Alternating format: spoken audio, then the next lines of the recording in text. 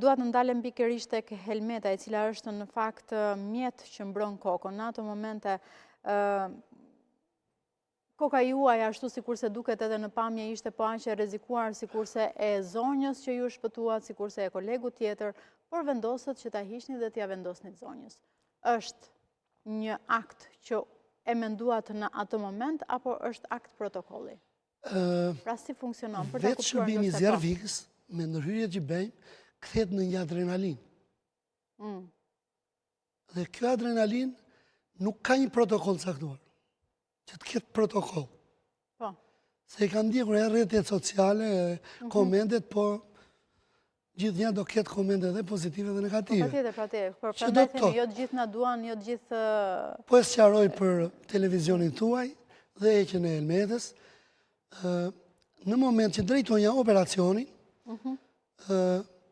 nga familjar dëgjoj që në katin e 5 të banesës, ndodhet nëna ime.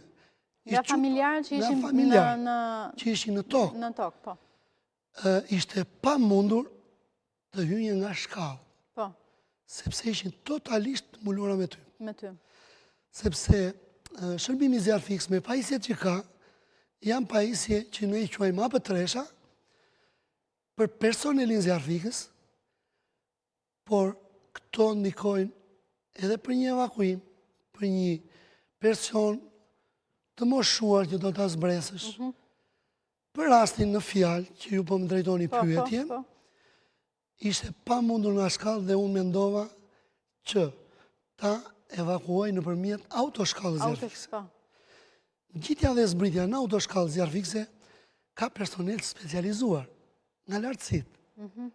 Jo çdo kush mund të zbres në autoshkallë. Pra, dhe në momenti që mbrita në balkonin e katit të 5,